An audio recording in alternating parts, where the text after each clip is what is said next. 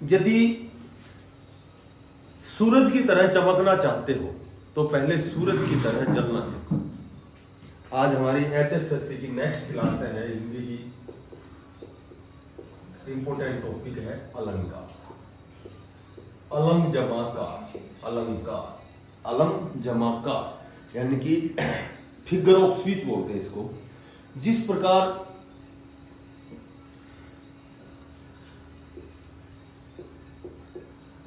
अलंकरोति, अलंकरोति इति अलंकार,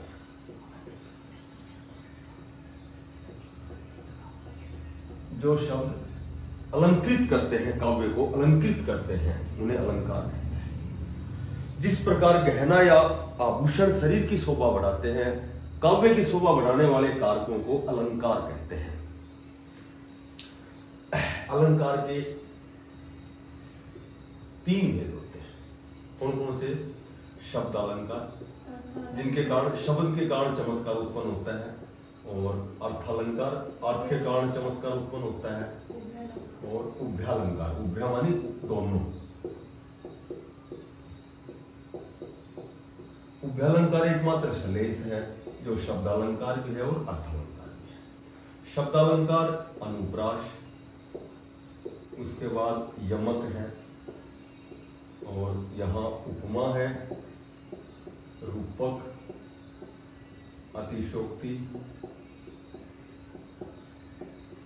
और उसके बाद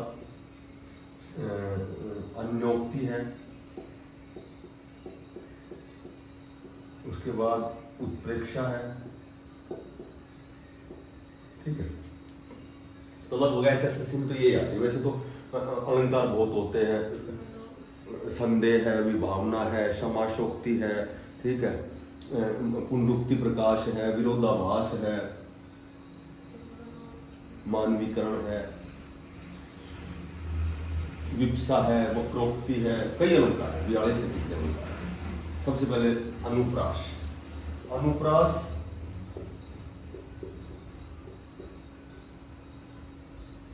अनु मानी बार बार, और प्रास मानी वर्ण, बार बार वर्ण।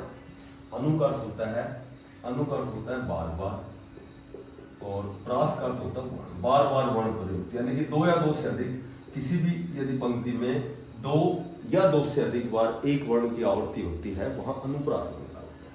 ये तो सबसे नॉर्मल है। तरनी तनु जा तट तमाल तरु वर बहु छाए, तय तय की आवृत्ति बार बार होती है। ठीक है। दूसरा है यमक। यमक का अर्थ होता है 2 या 2 से अधिक शब्दों का प्रयोग होता है और अर्थ अलग अलग होता है। ऐसे लिखो, 2 या 2 से अधिक शब्दों का प्रयोग, लेकिन उनका अर्थ अलग अलग हो। 2 या 2 से अधिक बार शब्द को दोहराया जाए और अर्थ उसके अलग अलग।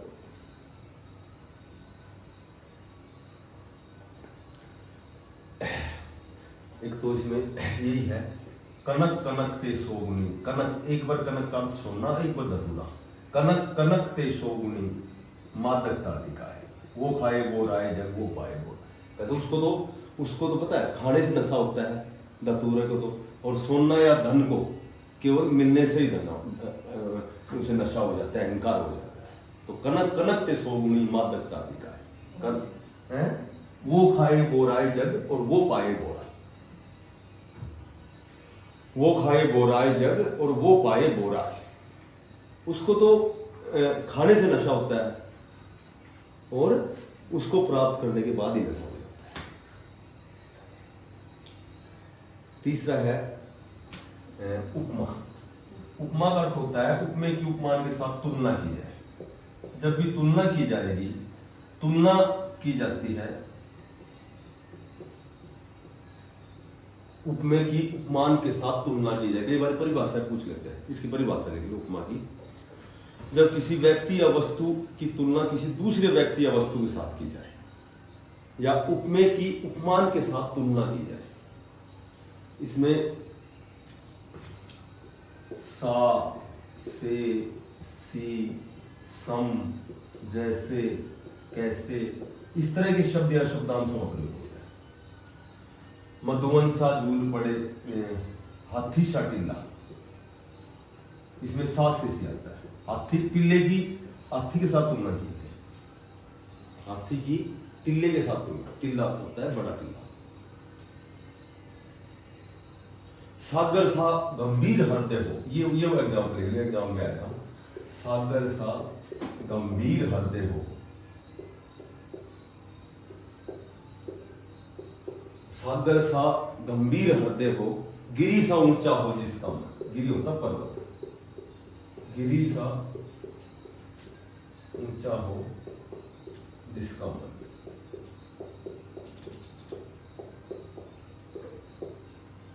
इसमें खास बात और लिखो, इसमें इसके जो उपमान अलंकार है, इसके 4 अंग होते हैं, 4 अंगों से उपमान अलंकार बनता है। एक तो उपमेय, एक उपमान, एक उपमेय, एक उपमान, एक होता है वाचक शब्द, वाचक शब्द, और एक होता है समान धर्म। ये 4 अंग होते हैं इसमें। तो उपमेय क्या होता है? उपमेय होता है, उपमेय होता है जब किसी वस्तु की समानता दूसरे के साथ बताई जाती है। जैसे ऐसे समझ सकते हो इसको, जैसे काली गाय है, तो ये जो काली शब्द है ये तो उपमान हो गया, ठीक है, और ये गाय है, ये उपमेय हो गया। जैसे काली शब्द है ये विशेषण हो गया, ठीक है, और ये जो गाय है ये विशेष्य हो गया।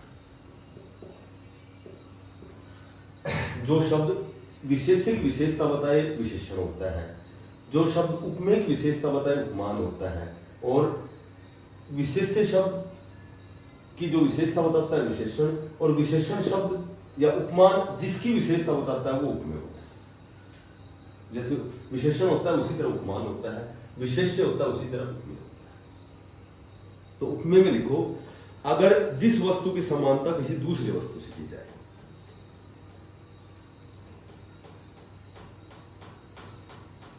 और उपमान में लिखो उपमेय की जिसके साथ समानता बताई जाए, उपमेय की जिसके साथ समानता बताई जाए वो उपमान होता है। उसके बाद वाचक शब्द हो गए कि उपमेय और उपमान की समानता बताने के लिए जिन शब्दों का प्रयोग किया जाता है, जैसे वाचक शब्द ये हो गए सा, से, सी, ये हो गए वाचक शब्द, समझ गए। और समान धर्म लिखो कि दो वस्तुओं के बीच समानता दिखाने के लिए जिस गुण या धर्म की मदद ली जाती है, जिस गुण या धर्म की मदद ली जाती है,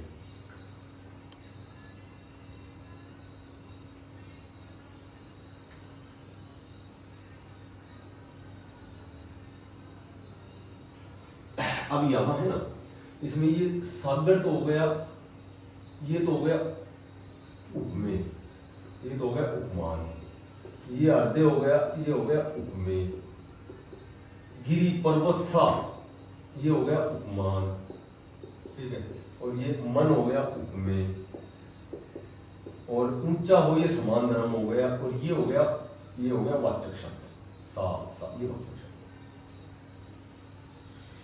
समझ गए। तो बाकी ये चीज इतनी देखने की जरूरत नहीं है, ये ध्यान रखो कि उपमा अलंकार सा, से, सी, सम जैसे, और उपमेय की उपमान के साथ तुलना की जाए।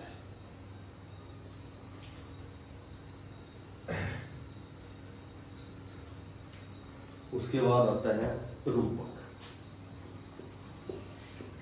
ऐसे करो, उपमान और उपमेय में जब कोई भेद ना हो, उपमान और उपमेय में जब कोई भेद ना हो तो वहां रूपक अलंकार होता है। ये इसको ये कह सकते हो कि उपमेय में उपमान का अभेद्य आरोपित हो, उपमेय और उपमान में कोई अंतर ना हो, कोई भेद ना हो, वहां रूपक अलंकार होता है।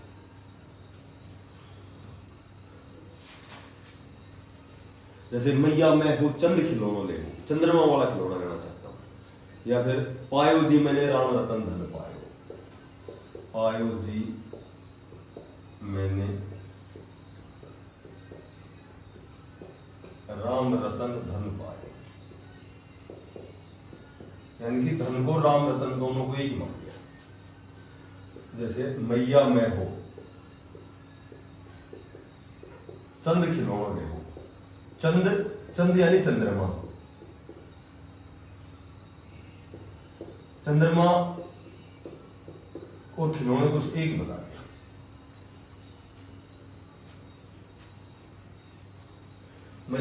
मैया मैं हो, चंद खिलौनों में हो।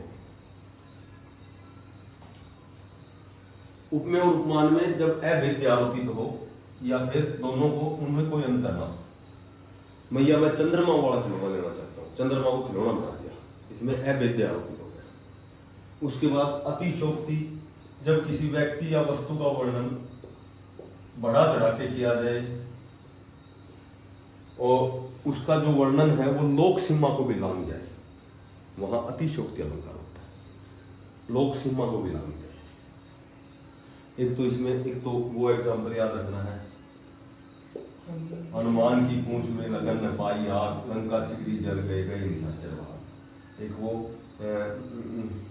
देख लो साकेत नगरी, देख लो साकेत नगरी, स्वर्ग से मिलने गगन को जा रही है। एक वो है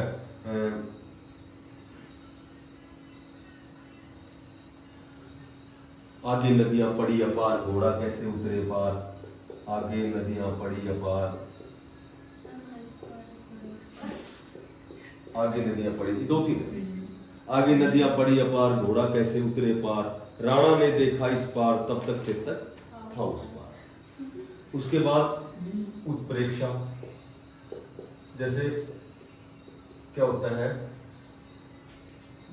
उपमा में तुलना, रूपक में अभेद्य आरोपित, ठीक है, आरोपित। और उत्प्रेक्षा जो होता है उसमें संभावना, प्रोबेबिलिटी होती है, संभावना, उसमें संभावना व्यक्त होती है, उसमें संभावना होती है। तो ऐसे कहो कि जब उपमेय और उपमान में संभावना व्यक्त,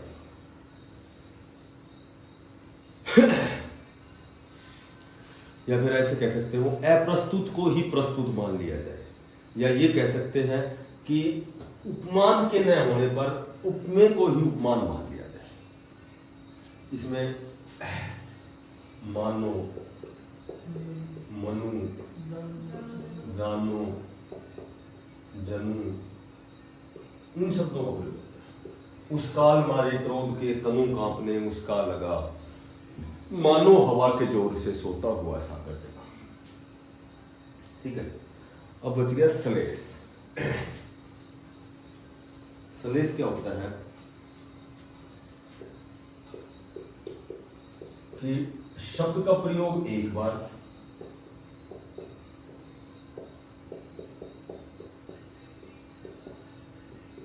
या एक से अधिक बार हो सकता है, लेकिन अर्थ अलग अलग होता है, लेकिन अलग अर्थ अलग। एक तो हमेशा एग्जाम यही आता है, रहीमन पानी राखिए, रहीमन पानी राखिए, बिन पानी सब सून, बिन पानी सब सून, पानी गए न उबरे, मोती मानुष चुन।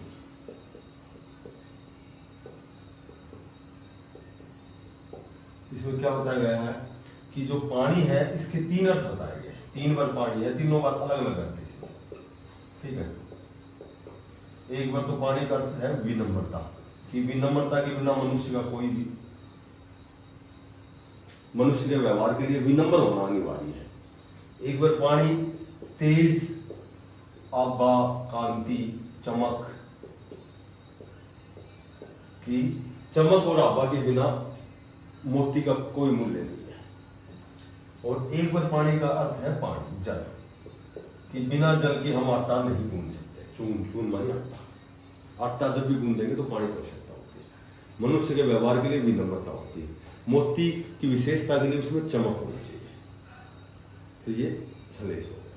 को घटिए वर्ष भानु जावे अवतर के भी, तो को घटिए वर्ष भानु जा, वे हलदर के वीर। हलदर के यहाँ दो अर्थ हैं, एक बार बलराम और एक हलदर, हल को धारण करने वाला किसान। और लास्ट बच गया अन्योक्ति।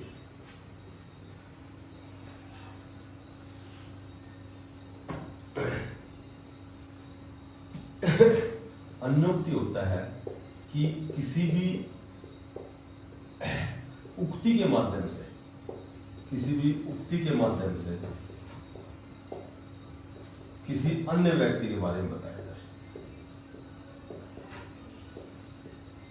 अन्य व्यक्ति के बारे में बताया जाए, उक्ति के माध्यम से अन्य व्यक्ति के बारे में बताया जाता है। फूलों के आसपास रहते हैं फिर भी कांटे उदास रहते हैं। फूलों के आसपास रहते हैं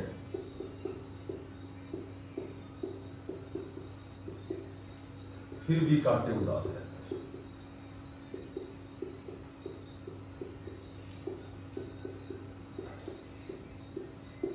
यहां व्यंग किया गया है, फूलों के आसपास रहते हैं और फिर भी कांटे उदास रहते हैं।